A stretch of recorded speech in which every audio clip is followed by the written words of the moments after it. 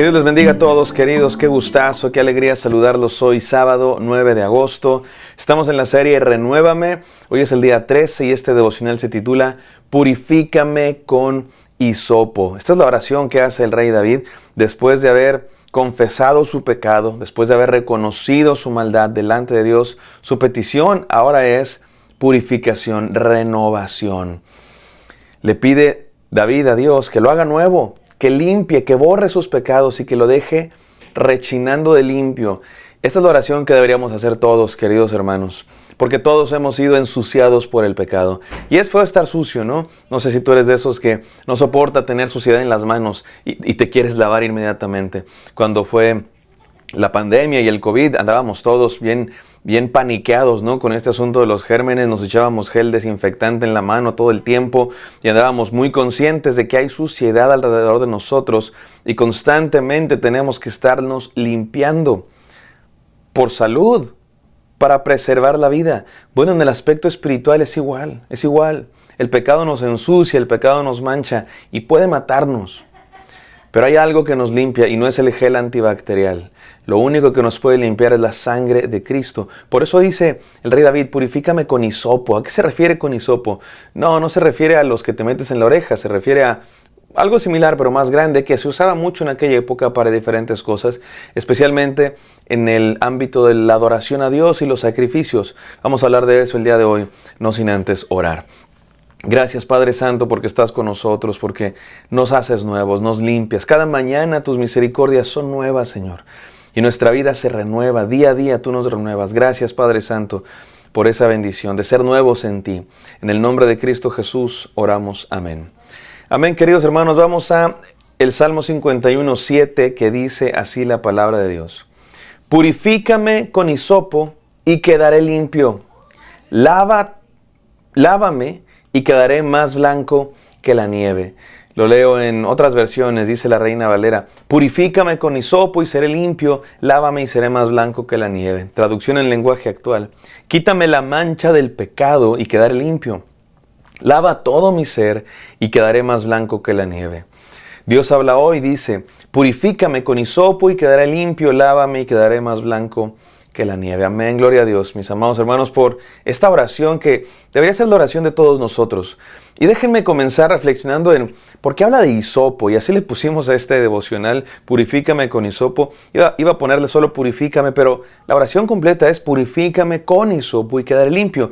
Y eso de con hisopo es importante, porque esta idea, a lo mejor para nosotros quizá no es tan común, pero para el ámbito en el que está hablando, para el contexto en el que está hablando el salmista, el rey David, en el contexto del pueblo de Israel, el pueblo de Dios, los judíos, los hebreos, esta idea, inmediatamente, la idea de un hisopo, inmediatamente tenía unas referencias muy claras en la memoria, en la cultura.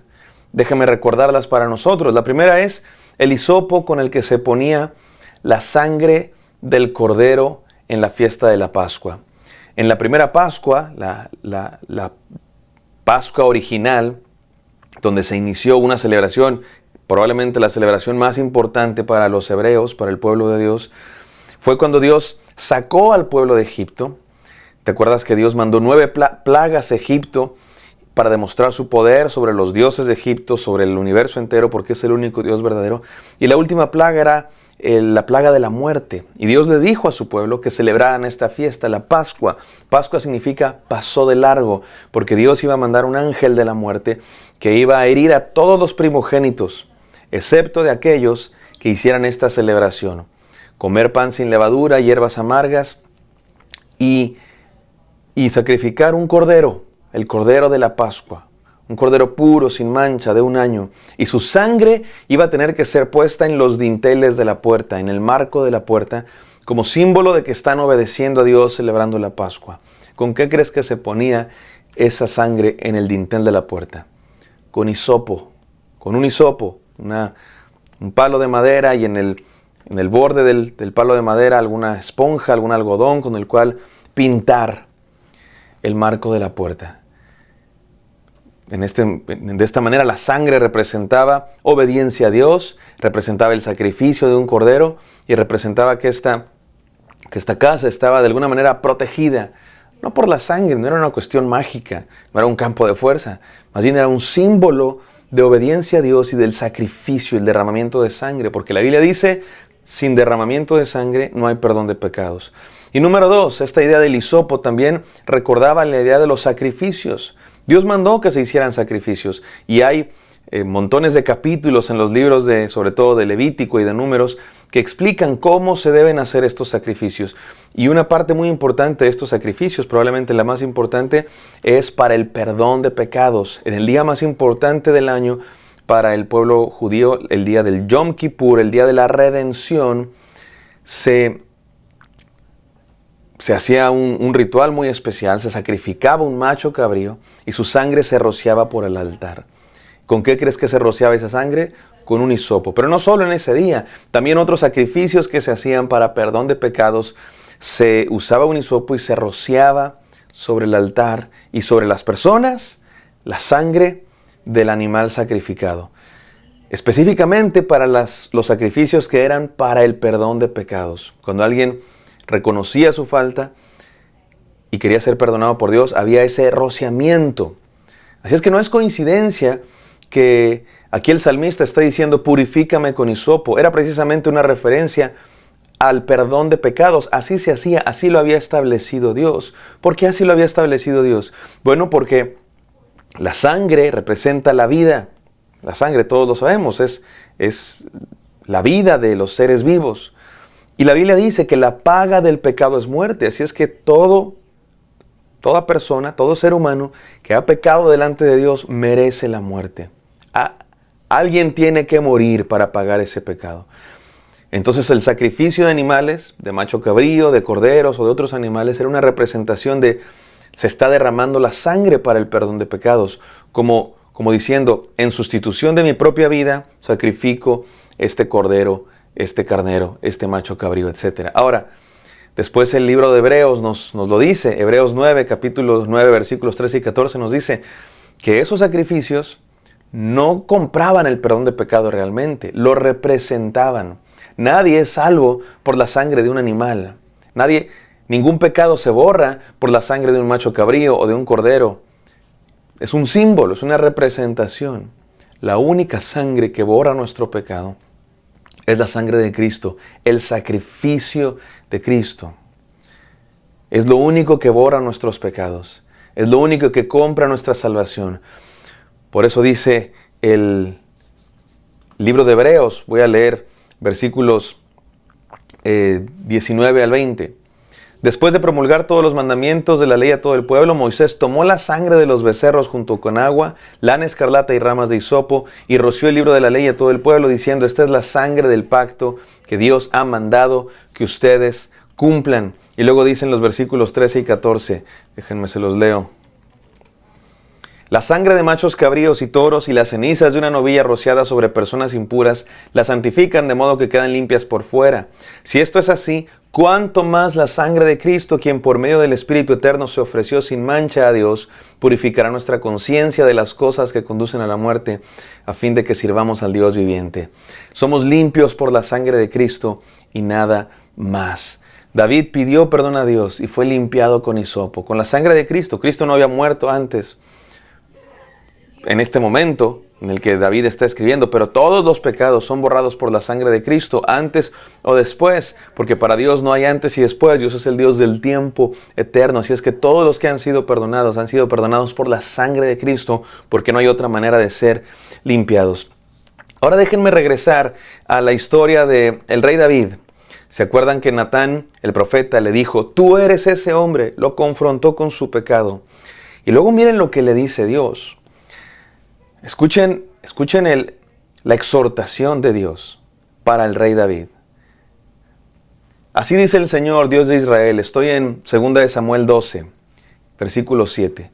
Yo te ungí como rey sobre Israel y te libré de la mano de Saúl. Te di el palacio de tu amo y puse sus mujeres en tus brazos. También te permití gobernar a Israel y a Judá. Y por si esto hubiera sido poco, te habría dado mucho más.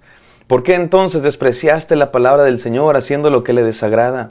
Asesinaste a Urías elitita para apoderarte de su esposa. Lo mataste con la espada de los amonitas.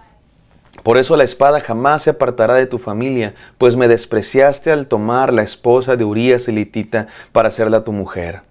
Pues bien, así dice el Señor, yo haré que el desastre que mereces surja de tu propia familia, y ante tus propios ojos tomaré a tus mujeres y se las daré a otro, el cual se acostará con ellas en pleno día.